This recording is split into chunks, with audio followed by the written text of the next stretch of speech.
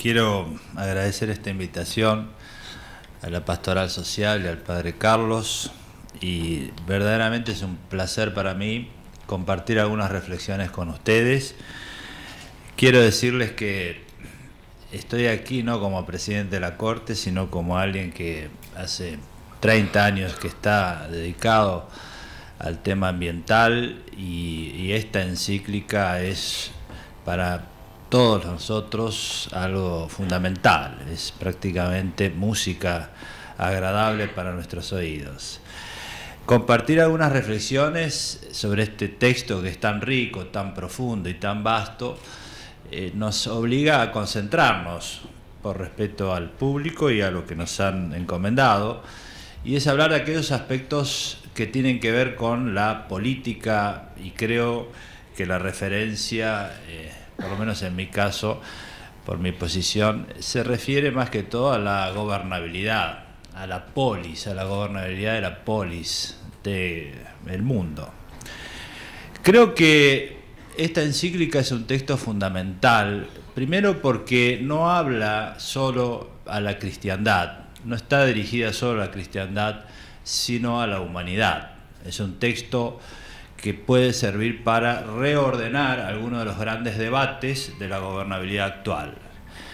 Creo que el primer aspecto que es importante señalar es el diagnóstico que todos compartimos, porque cuando Francisco dice ¿qué nos está pasando?, está haciendo un diagnóstico de lo que la ciencia y la sociología y la política ambiental hoy está diciendo en todo el planeta.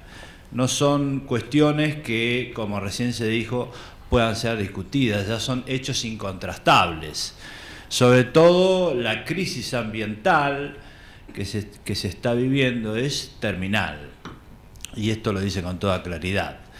Y terminal no solo en aspectos generales, sino en aspectos muy concretos. Esta referencia que se ha hecho aquí al agua tiene una trascendencia muy grande. Pensemos nosotros que las generaciones anteriores a la nuestra no pagaban por el agua. Esta generación ya está pagando por el uso del agua potable, y las próximas generaciones tendrán que pagar mucho más, y habrá quienes no puedan hacerlo porque es un recurso escaso y está sometido a regulaciones de mercado en muchísimos países. Y por eso Naciones Unidas incorporó un derecho fundamental al agua potable, y nosotros lo incluimos en la reforma del Código Civil y fue eliminado. Es toda una idea de que la cuestión no está muy clara para muchos en todo el planeta. Entonces, este diagnóstico de que hoy tenemos problemas con el agua potable, tenemos problemas con la biodiversidad, tenemos problemas con el cambio climático, podríamos generalizarlo diciendo que la naturaleza como tal es un recurso escaso. Hemos llegado a un punto en el cual la naturaleza está en sus límites. Y el segundo aspecto del diagnóstico de Francisco, que también es correctísimo, es que esto se produce por una causa humana. Es el desarrollo industrial, es el modo de vida el que produce esta crisis, como bien se ha explicado recientemente. Es decir, efectuado este diagnóstico, creo que lo importante es que nosotros hagamos una referencia a cuáles son las opciones que esto plantea en materia de gobernabilidad política a escala global. Una de las primeras cuestiones que él plantea es superar este debate entre la lucha por la igualdad y la lucha por el ambiente, que no es menor. En muchísimos países se dice nosotros tenemos que luchar por la igualdad, porque si luchamos por la igualdad, nosotros estamos en favor de los derechos sociales y podemos postergar la lucha por la defensa ambiental. Lo que dice Francisco es que si antes escuchábamos el grito de los pobres, ahora hay que escuchar el grito de la naturaleza. Lo que decimos nosotros es que hay que construir una ética de los vulnerables, y que así como los pobres, los humildes, los excluidos, los inmigrantes son vulnerables y son débiles, hay que protegerlos, la naturaleza también hoy es un débil. La naturaleza como tal es un sujeto débil. Y entonces esta protección de los vulnerables, la lucha por la igualdad, incluye la defensa de la naturaleza. No hay incompatibilidad entre los derechos sociales, entre la lucha por la igualdad y la protección ambiental. Esta es una ecuación que hay que resolver porque es una falsa opción en muchísimos países. Entonces me parece clarísimo y comparto totalmente que tenemos que hablar de que la madre naturaleza, como él la llama, es un débil y hay que cuidarla igual que el cuidado de los vulnerables, de los pobres, es general. El segundo aspecto que me parece que está muy claro en la encíclica es que no hay una opción cerrada entre protección de la naturaleza y de los pobres y desarrollo. Es una falsa opción. Es una opción cerrada en los términos actuales, porque si seguimos con este modelo de desarrollo, la evolución de la humanidad es catastrófica, porque es el modelo de desarrollo el que está produciendo esta crisis ambiental y es el que está produciendo la pobreza. Es decir, es el modelo de desarrollo es el que produce estas consecuencias. Entonces la cuestión es modificar el modelo de desarrollo que está produciendo estas consecuencias. Y esto también se discute en todo el mundo y es una falsa opción de la gobernabilidad actual. No solo actual, pensemos nosotros en los ejemplos que tenemos en nuestra propia historia. Cuando se descubrió el Cerro del Potosí en el año 1500, se pensó que esto era la riqueza, el desarrollo, y lo fue para una generación. Se sobreexplotó el Cerro del Potosí, los españoles se llevaron todo lo que había y la generación siguiente vivió en la pobreza. En el norte santafesino tuvimos la Forestal, que era una compañía inglesa que taló todos los árboles que había, fue la riqueza de unos pocos también en esa época y la pobreza de los empleados que tuvieron grandes luchas obreras y de la generación siguiente. Hoy es una zona donde no hay un solo quebracho. Es decir, es inescindible la lucha por la igualdad, la lucha por el desarrollo y la protección ambiental. Y esto nos lleva a plantear que si hay que cambiar la dirección del modelo de desarrollo, tenemos que dar soluciones. No es suficiente con hacer diagnósticos y no es suficiente con denunciar las falsas opciones. Tenemos que encarar las soluciones y la encíclica nos da muchísimos elementos. Criterios para la gobernabilidad política global. El primero es la noción de equidad o justicia intrageneracional, es decir, dentro de una generación. Tenemos que solucionar el problema de la desigualdad. ¿Por qué? Porque la desigualdad implica que haya muchísimas personas que no tienen acceso a las condiciones mínimas para ser denominados dignamente seres humanos o ciudadanos. Y esto está pasando en todo el planeta. Si una persona no tiene los derechos básicos, es una hipocresía llamarlo ciudadano. Por eso nosotros tenemos que luchar para que todos, incluidos aquellos que son inmigrantes, aquellos que no tienen la noción de ciudadanía, aquellos que no tienen la educación necesaria, tengan la posibilidad de acceder a un paquete de bienes primarios básicos para que puedan desarrollarse. Primera cuestión, integrar a los que están fuera del sistema, que por otra parte son los que pagan los costos ambientales. Cuando uno analiza quiénes pagan, quiénes soportan las crisis ambientales, básicamente son los sectores más desprotegidos. Cuando nosotros hablamos de los desplazados ambientales, por ejemplo por las inundaciones, son los sectores más vulnerables. Entonces, el primer punto es la equidad dentro de una generación. Dentro de una generación. El segundo punto, y esto implica no solo la igualdad en términos de derechos fundamentales, de que todos tengamos los mismos derechos y los gocemos efectivamente, sino también a escala planetaria, y lo dice muy bien la encíclica. ¿Por qué? Porque hay una desigualdad muy clara entre países, y entonces aquellos que se desarrollaron absorbiendo los recursos naturales tienen una deuda ambiental. Y esta es una discusión política global. Y lo dice muy bien Francisco cuando señala que el sistema financiero está ahogando a muchos países, cuando en realidad la deuda financiera es absolutamente menor que la deuda ambiental. Y este es un debate importantísimo en el mundo que comenzó a darse en la conferencia de Río +20, pero muchos países retrocedieron en esto. Cuidado que muchos declaran cosas que después no hacen. Por ejemplo, estamos viendo ahora que países que se llaman desarrollados, como por ejemplo Canadá, se ha retirado de muchísimos tratados ambientales. Está haciendo una conquista del Ártico, es decir, el desarrollo en el Ártico. ¿Por qué? Porque el deshielo del Ártico abre las vías de navegabilidad para llegar hasta Rusia y establecer una vía de navegabilidad por el norte, con un enorme perjuicio para la humanidad. Es decir, eso es consumir naturaleza para obtener un desarrollo que no es legítimo.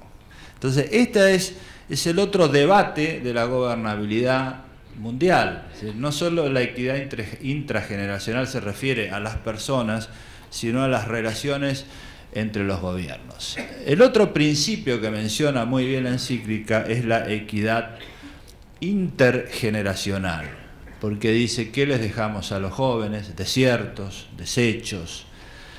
Y yo escucho muchas veces que se le promete un futuro a los jóvenes, y lo hemos dicho en numerosas oportunidades en nuestros discursos de la Corte, que es falso prometerle un futuro a los jóvenes si no nos ocupamos de la cuestión ambiental.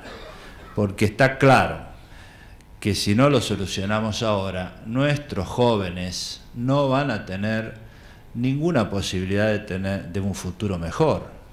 Es decir, no hay que mentirles a los jóvenes. El futuro de ellos depende de lo que hagamos hoy.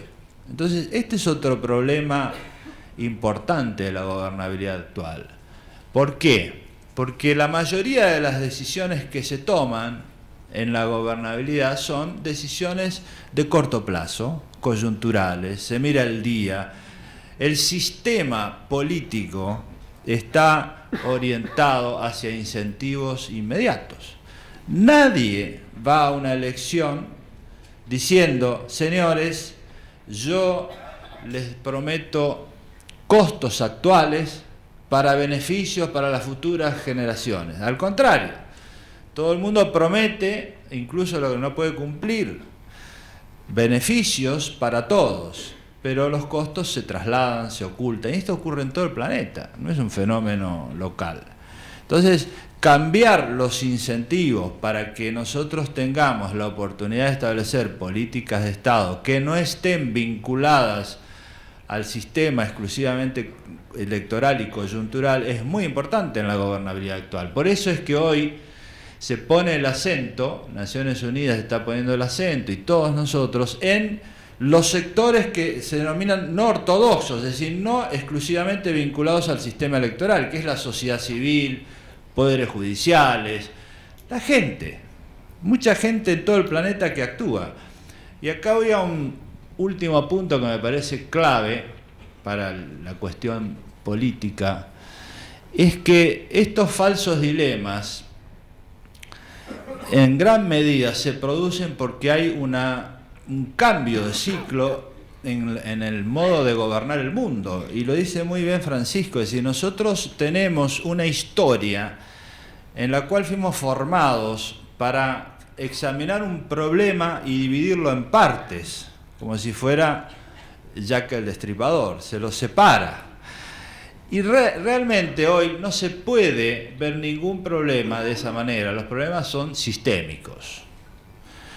Por eso nosotros, cuando tenemos una crisis, lo que hacemos es echarle la culpa al último factor.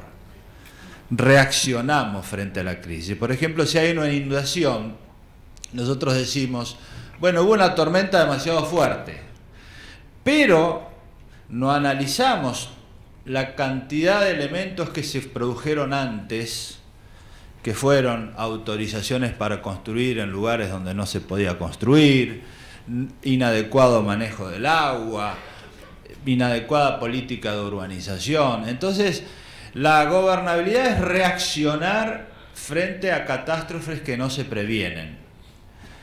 La visión sistémica, que es la que desarrolla Francisco aquí, es exactamente lo contrario, es aprender a ver que hay multiplicidad de pequeños detalles, de pequeñas negligencias, de incumplimientos, de errores, que se van acumulando y después estallan. Entonces, el punto es que hoy nosotros tenemos que aprender, y este es un nuevo ciclo de la gobernabilidad, aprender a estudiar los problemas y prevenir. La única manera de solucionar el problema ambiental es examinarlo como sistema.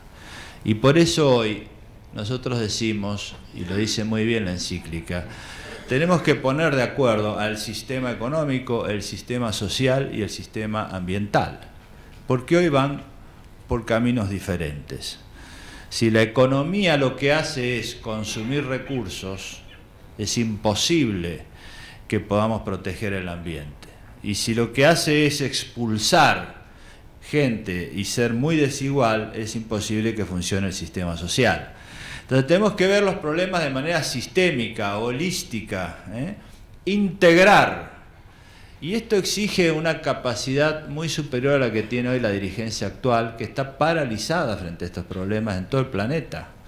Es impresionante la desorientación que hay frente a la complejidad, como decía muy bien el expositor anterior, de estos problemas. Y eso es porque no estamos capacitados técnica y teóricamente. Entonces el cambio cultural que propone la encíclica es muy importante. Un nuevo ciclo de la gobernabilidad es un pensamiento sistémico complejo. ¿Eso qué significa? No son cuestiones tan difíciles.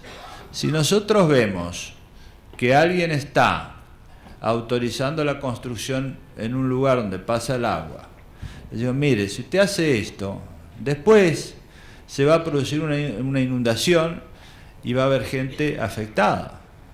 Discutámoslos ahora, no después.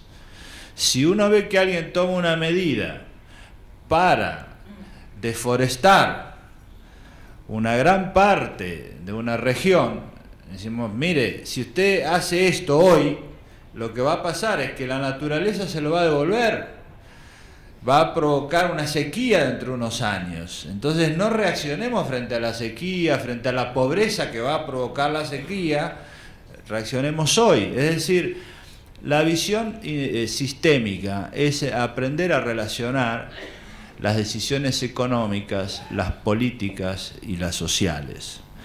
Y en esto creo que tenemos muchísimo que hacer. Y finalmente creo que hay un aspecto que es muy importante. Cada uno de estos temas son, digamos, bastante extensos, pero creo que hay que ajustarse al tiempo, ¿no? Pero me parece que hay un aspecto que es muy importante, y es que cuando se discute el tema ambiental, yo veo que muchas veces se plantean apocalipsis. Y esto es un método para generar reacción. Y esto estuvo bien muchos años, pero ahora hay que pensar en las soluciones. Yo recuerdo siempre esta frase de Woody Allen en un discurso a los graduados, que les decía, bien, los graduados siempre tienen esperanzas de un futuro mejor, y él les decía, la humanidad está ante una encrucijada, uno de los caminos nos conduce a la total extinción y el otro a la desesperanza más absoluta. Entonces, la gente se cae. Bueno, eso ocurre muchas veces con la discusión ambiental. Y el Papa me parece que aquí nos da otro mensaje que comparto totalmente, y es que no se trata solo de pensar en el apocalipsis, se trata de tener una nueva utopía política y social, una esperanza. Fíjense que hay palabras aquí que son claves. Por ejemplo, esta idea de la sabiduría y la técnica, ¿no? Nosotros somos la primera generación en la historia en el cual la generación joven le transmite el conocimiento técnico al anterior. Nosotros tenemos que preguntarle a los chicos cómo se manejan los celulares y las computadoras, cada vez más. Esto no ocurrió nunca en la historia de la humanidad. Y entonces estamos como azorados.